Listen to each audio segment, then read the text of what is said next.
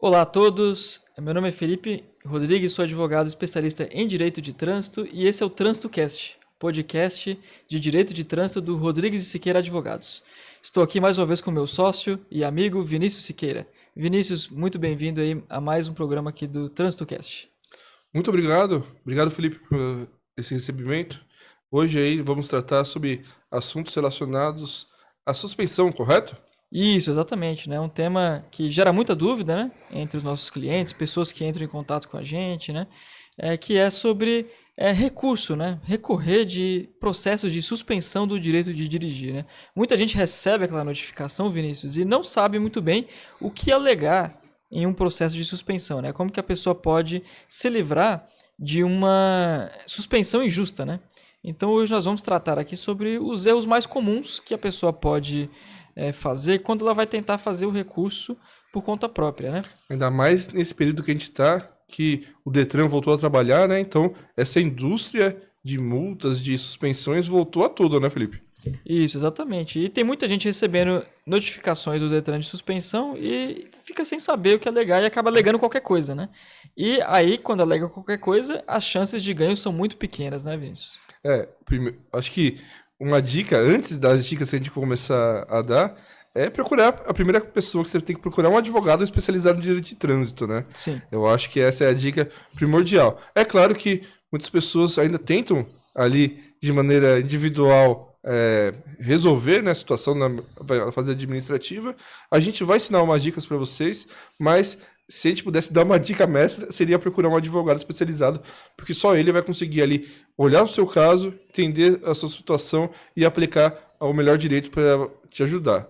Mas vamos lá, acho que a gente tem algumas situações aí que a gente pode passar para as pessoas, né, Felipe? Isso, exatamente. E eu listei aqui hoje, Vinícius, os principais erros que a gente identificou em toda a nossa experiência aqui no Rodrigues e Siqueira Advogados, de clientes que já vieram para a gente com alegações de defesa que, obviamente, não deram certo e a gente vai explicar aqui porque que não deu certo, né? Podemos começar com a primeira? Podemos sim. Eu acredito que pedir desculpas, né, é a clássica. Muitas vezes a gente recebeu já clientes, né, que ou já passaram toda a fase da multa, ou estão na fase da suspensão e já apresentaram a primeira defesa, e eles vêm com a clássica. Me desculpa, fui eu que fiz, eu trabalho e não posso ficar sem habilitação, e acabam ali, de alguma maneira, admitindo que erraram, né, Felipe? Isso. Então, Vinícius, você está dizendo que é a pessoa que é motorista e pede desculpas ali, falar que precisa da carteira de motorista para sua subsistência, para o seu trabalho. Isso então não dá certo. Claro, a gente, como pessoas, né, como pessoas que estão inseridas na sociedade, a gente entende que tem questões que comovem mesmo, tem histórias que são comoventes. A pessoa ali está utilizando do veículo para sua subsistência, para sua dignidade, mas infelizmente a legislação não dá essa questão, pelo menos na fase da suspensão, né, da cassação, eles não dão esse direito da pessoa se desculpar e conseguir anular sua cassação ou sua suspensão.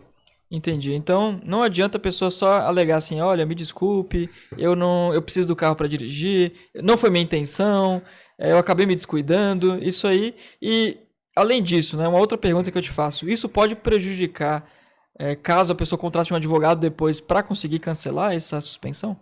Primeiramente, novamente não, né? Eu acredito que, até fazendo um parênteses, as pessoas confundem muito essa questão de pedir desculpas com a fase da multa, da conversão em advertência, né? Porque as multas leves, se você pedir basicamente desculpa, né, na fase da multa, você pode converter em advertência e você não vai receber a penalidade, a pontuação ali e nem a questão dos valores. Mas já na fase da suspensão, isso não tem, né? Isso a legislação não garante esse pedido de desculpas para anulação. Então, Felipe, como você também me questionou, se isso pode prejudicar a pessoa nas fases posteriores, pode, né? Porque ao pedir desculpa ali, às vezes a pessoa nem fez, nem cometeu a infração, nem é culpada pela suspensão, pede desculpa achando que o órgão de trânsito vai se compadecer da situação dela, mas não vai. E isso pode prejudicar a nossa defesa técnica lá na frente, porque às vezes a pessoa não é culpada, não cometeu aquela infração que originou a suspensão e ao admitir ali a culpa, né, fica muito difícil da gente conseguir reverter no judiciário. Então, faça o que você tiver que fazer, mas jamais peça desculpas numa defesa de suspensão, tá? Então, Vinícius, mas é importante também falar que esse pedido de desculpas é diferente, por exemplo, de uma alegação de estado de necessidade, né? O estado de necessidade, quando a pessoa precisa levar uma pessoa até o hospital, mesmo dirigindo com a carteira suspensa, é diferente desse pedido de desculpas. O estado de necessidade é uma alegação jurídica válida, né? Com certeza. Isso está na legislação, né? Não exatamente no Código de Trânsito, mas está em legislação dispersa, né? Então, a gente pode sim alegar isso, como já alegamos em vários casos que nós atuamos no escritório. Então, a pessoa vai levar uma esposa grávida para ter o filho, ou vai levar um parente no médico, né, e não está chegando a ambulância. Então, são situações que a gente consegue alegar. E, como você disse, o estado de necessidade, né, perigo iminente, é diferente de um pedido de desculpas. O pedido de desculpa, a pessoa vai lá, conta uma história comovente, muitas vezes é verdade, muitas vezes a pessoa está usando desse artifício para tentar comover o agente público ali para anular a sua suspensão, mas não. O estado de necessidade é uma questão técnica do direito e a gente tem como tecnicamente comprovar isso para anular a suspensão.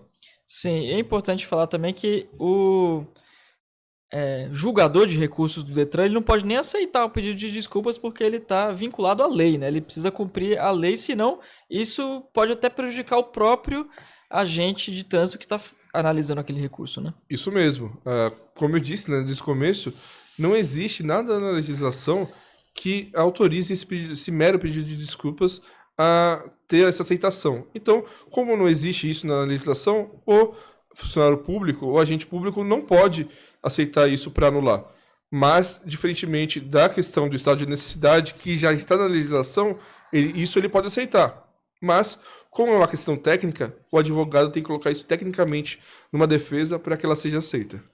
Perfeito, Vinícius. Vamos agora para o segundo maior erro comum, né, que as pessoas cometem ao recorrer, né, por conta própria de procedimento de suspensão, que é a não apresentação de provas, né? Isso pode prejudica muito a análise do recurso e as chances de ganho, né? Com certeza, Felipe. Essa é uma questão que pode prejudicar de maneira, assim, trágica o seu recurso, né?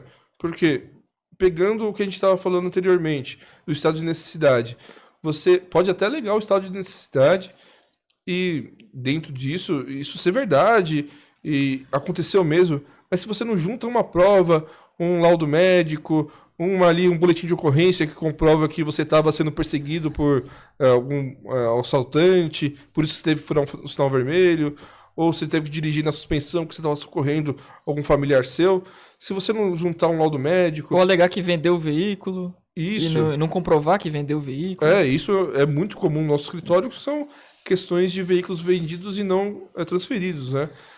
Você só falar numa defesa de suspensão que vendeu o veículo e que aquelas multas não são suas, o agente público, quem vai ali analisar o seu recurso, ele vai ler, vai entender, mas na hora de provar para ele, você não vai conseguir. Fica só a sua palavra contra a da outra pessoa. Como eu disse, um laudo médico comprovando a urgência médica, um laudo policial, né, comprovando que teve ali uma perseguição, ou até mesmo o comprovante de venda, mesmo particular, já seria suficiente para ensejar essa prova dentro do recurso administrativo, né? Ou então, uma questão nova também que mudou, né, Vinícius, foi a questão do limite de pontuação de 40 pontos para quem exerce atividade remunerada, né?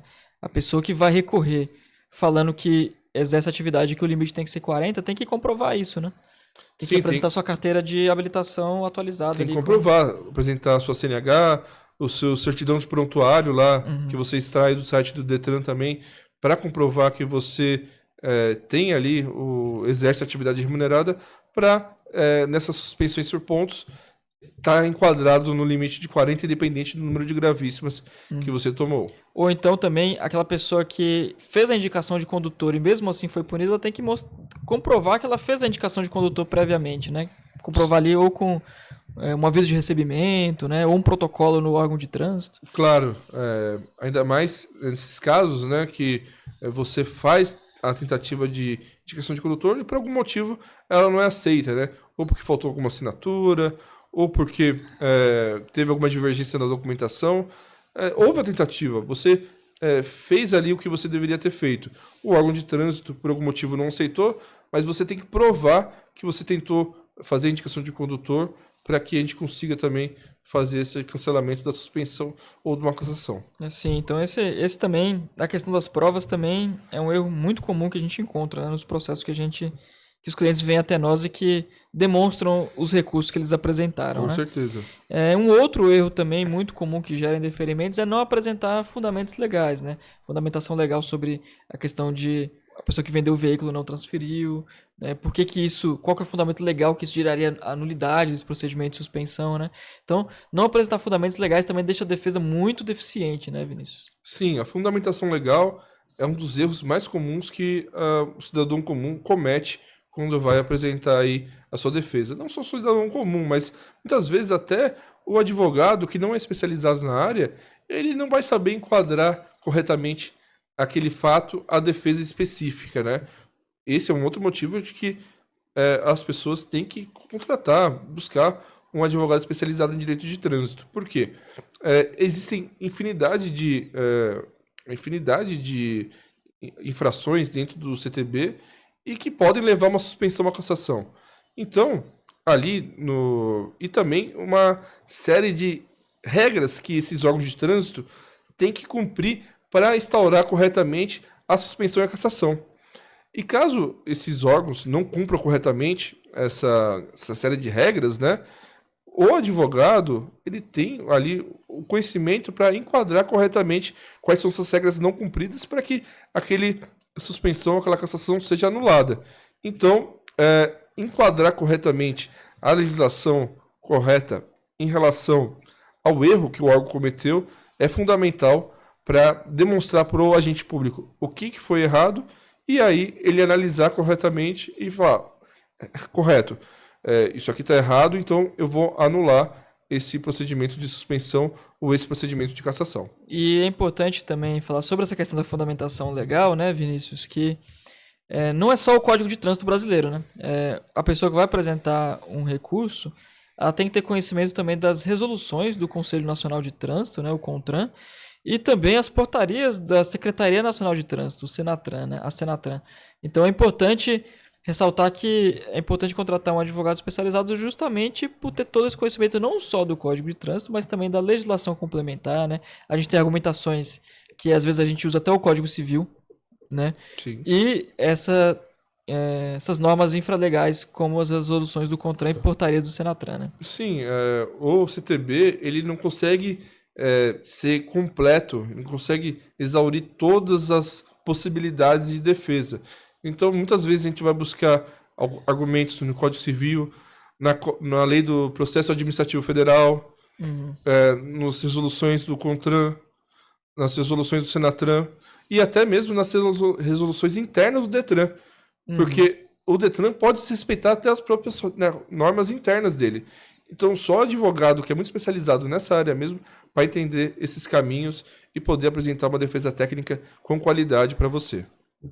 Outro erro muito comum que a gente encontra é aquela pessoa que já recebe a notificação da suspensão, mas ela quer rebater o mérito da multa, né? Ela quer discutir a multa já no período da suspensão. Você pode explicar essa diferença do processo da multa e da suspensão para quem está nos assistindo? Claro.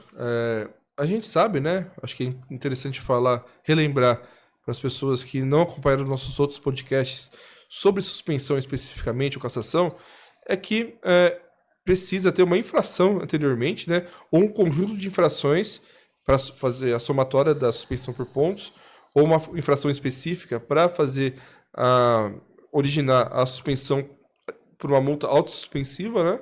Então, tem uma fase anterior, que é a fase da multa. Muitas vezes, quando a pessoa recebe ali a suspensão, e a suspensão é por uma multa específica ou por um conjunto de infrações, a pessoa vai querer alegar que ou não cometeu aquela infração, ou que aquela infração é indevida, ou que aquela infração é nula, ou uma infinidade de outras argumentações em relação à infração de trânsito que originou a suspensão ou cassação. Porém, na fase da suspensão da cassação, pelo menos dentro do processo administrativo de defesa dela, só dá para defender questões referentes à suspensão ou à cassação. Então, por isso que a gente tem que analisar, basicamente, como que foi desde a instauração do processo administrativo da suspensão e da cassação até aquele momento de notificação.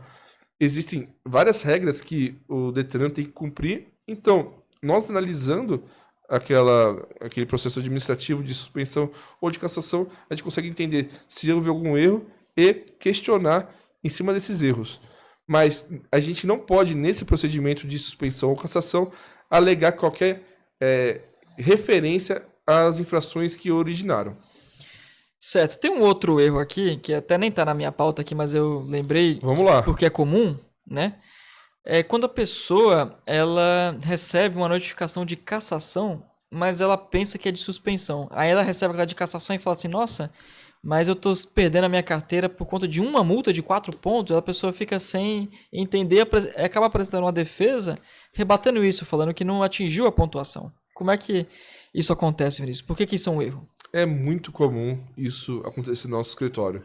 A pessoa chega com uma notificação de cassação, não entende muito bem a diferença de cassação e suspensão, e aí pergunta, mas doutor, foi só uma multa? Não seria mais... Hoje o limite não é 40 pontos, e às vezes é uma multa de 4 pontos que a pessoa toma ali para originar a cassação. Lembrando, a cassação ela é originada a partir da suspensão. Então, quando a pessoa é flagrada dirigindo durante a suspensão, ou toma alguma multa no seu veículo e não faz a indicação, e essa multa vai parar no seu prontuário, aí origina a cassação.